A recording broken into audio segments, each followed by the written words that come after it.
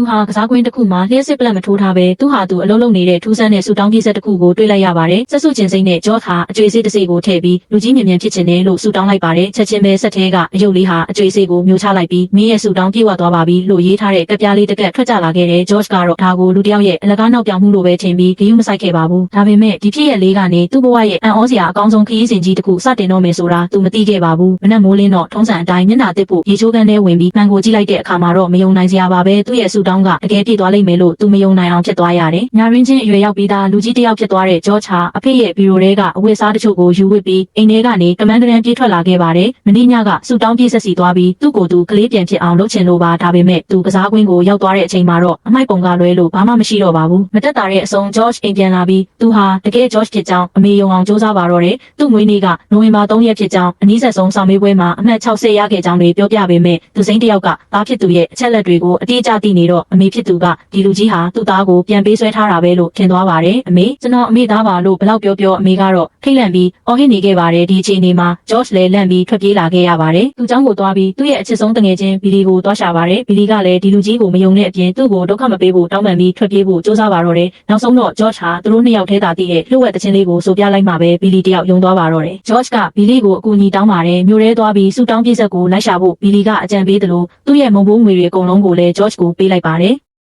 ်အဲ့ဒီညမှာပဲသူတို့မျိုးကြီးစီကိုရောက်လာကြပြီးဘီလီကဂျော့ကိုဈေးပေါ်တဲ့ဟိုတယ်ဟောင်းလေးတစ်ခုမှာနေရာချပေးခဲ့ပါတယ်နောက်ဆုံးတော့သူတို့နှစ်ယောက်အယုတ်ကုမ္ပဏီတစ်ခုမှာအလုပ်သွားလျှောက်ဖို့ဆုံးဖြတ်လိုက်ကြတယ်ကိုရေးရာဇဝင်မှာဝါရှင်တန်တက္ကသိုလ်ကပွဲရထားပြီးအယုတ်ကုမ္ပဏီမှာလုပ်သက်4နှစ်ရှိတယ်လို့လင်ရေးလိုက်တဲ့အင်တာဗျူးလုပ်တဲ့သူကဂျော့ကိုသဘောကျပြီးချက်ချင်းအလုပ်ခန့်လိုက်ပါတယ်အလုပ်မှာသူကအရန်မြန်ဆန်ဆန်နဲ့တက်ကြွနေပေမဲ့တခြားလူကြီးတွေကတော့အေးအေးဆေးဆေးပဲလုပ်ဖို့တတိပေးကြတယ်အမေဖြစ်သူစိတ်မပူအောင်လို့ဂျော့ကအင်ကိုဖုန်းဆက်ပြီးပြန်ပေးဆွဲတဲ့သူဟန်ဆောင်ကဂျော့လုံခြုံပါတယ်မကြခင်အိမ်ပြန်လာပါလိမ့်မယ်လို့ပြောခဲ့ရပါသေးတယ်တလားကြတော့ဂျော့သူ့ရဲ့ပထမဆုံးလစာတစ်ရာ$88ကိုရခဲ့တယ်12နှစ်အရွယ်ကလေးတစ်ယောက်အတွက်တော့ဒါဟာငွေကြေးမြောက်များပါပဲသူနဲ့ဘီလီတို့မုံတွေအများကြီးဝယ်ပြီးအောင်ပွဲခံကြတယ်အဲ့ဒီအချိန်မှာပဲဂျော့ဟာလူကြီးဖြစ်ရတဲ့အရာသာကိုစတင်ခံစားလိုက်ရပါတယ်လူကြီးတွေကအစားအသောက်မရွေးကြတာမဟုတ်ဘူးသူတို့ကြိုက်တာကိုပဲရွေးဝယ်စားနိုင်ခွင့်ရှိနေလို့ကိုလို့သူတွေးလိုက်မိတယ်နောက်တစ်နေ့မှာဂျော့ဟာအယုတ်ဆိုင်ကြီးတစ်ခုကိုရောက်သွားပါတယ်အစားကတော့ဆူတောင်းပြည့်ဆက်ကိုလာရှာတာပေမဲ့စုံလင်လာတဲ့အယုတ်တွေကိုမြင်လိုက်ရချိန်မှာတော့သူဟာကစားရင်းနဲ့အရာအားလုံးကိုမေ့သွားပါတော့တယ်အဲ့ဒီမှာတထေးကြီးနဲ့စုံပြီးကျမ်းပြင်ပေါ်ကစန္ဒရာကြီးကိုအတူတူဝင်တီးကြပါတော့တယ်ဂျော့ကကလေးတစ်ယောက်ရဲ့အမြင်နဲ့အိုးကောင်တွေတမိုင်းမတင်မီခေတ်ကတတော်ဝါတွေကိုစက်ရုပ်တွေအဖြစ်ပြောင်းလဲဖို့အကြံပြုခဲ့တယ်ဒီလိုကလေးတစ်ယောက်ရဲ့စစ်မှန်တဲ့စိတ်ကူးတွေက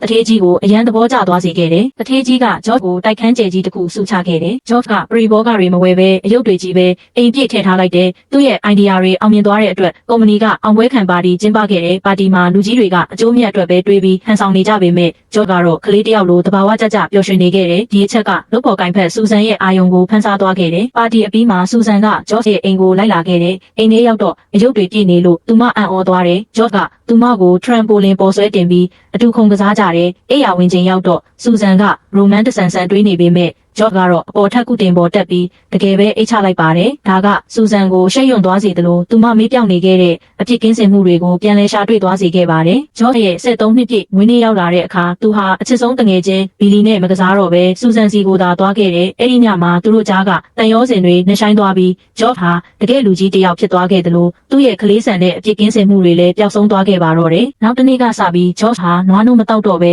တကြားမပါတဲ့ကော်ဖီကိုစတောက်လာတယ်အလုပ်တွေရမ်းများလာပြီးဘီလီကိုလည်းလစ်လူရှူလာပါတယ်။ဒီနေ့မှာတော့ဘီလီကဆူတောင်းပြည့်စက်နဲ့ပတ်သက်တဲ့သတင်းကိုလာပြောပြပါတယ်။ဒါပေမဲ့အလုပ်တွေရှုပ်နေတဲ့ဂျော့ကဘီလီကိုပြန်အော်ဟစ်ခဲ့ပါတယ်။ဘီလီလည်းအရန်စိတ်သက်သွားခဲ့တယ်။ညနေပိုင်းအလုပ်တွေပြီးသွားချိန်မှာတော့ဂျော့ဟာသတင်းပေါက်ကနေကြောင်းသွားနေတဲ့ကလေးတွေကိုလှမ်းမြင်လိုက်ရတယ်။ရုတ်တရက်သူဟာလူကြီးဘဝရဲ့အထီးကျန်ဆန်မှုကိုနက်နက်ရှိုင်းရှိုင်းခံစားလိုက်ရပြီးကလေးဘဝကိုပြန်လွှမ်းသွားပါတယ်။ဆူဆန်လိုက်သွားချိန်မှာတော့ဂျော့ဟာကစားကွင်းကဆူတောင်းပြည့်ဆက်ရှိကိုရောက်နေပါပြီဂျော့ကဆူဆန်ကိုသူ့နောက်လိုက်ခဲ့ဖို့ခေါ်ပေမဲ့ဆူဆန်ကအဲ့ဒီအရွယ်ကိုငါဖြတ်တန်းပြီးပြီမို့မပြန်ကျင်တော့ဘူးလို့ညင်းဆိုခဲ့ပါတယ်သူတို့နှစ်ယောက်နှဖူးလေးကိုနမ်းပြီးနှုတ်ဆက်လိုက်ကြတယ်အချိန်တန်ရင်မိသွားကြမှာဖြစ်ပေမဲ့ဒီမတရားတွေကိုတော့သူတို့တန်ဖိုးထားနေမှာပါငငယ်တုန်းကတော့မြန်လူကြီးဖြစ်ချင်ကြတယ်ဒါပေမဲ့ဒီကဘာကြီးရဲ့ရှုပ်ထွေးမှုတွေကိုမြင်လာရတဲ့အခါဘေးနားကတငယ်ချင်းတွေတဖြည်းဖြည်းဝေးကွာသွားတာကိုသတိထားမိလာတဲ့အခါအသက်ရှူချက်လောက်တဲ့အထီးကျန်မှုတွေကိုစတင်ခံစားလာရတဲ့အခါမှာပဲပြန်မရနိုင်တော့တာအချိန်တွေမဟုတ်ဘူးဆိုတာကိုလန်နိုးသိမြင်လာကြပါတော့တယ်ဗီဒီယိုလေးအဆုံးထိကြည့်ပေးတဲ့အတွက်ကျေးဇူးအများကြီးတင်ပါတယ်ရှင်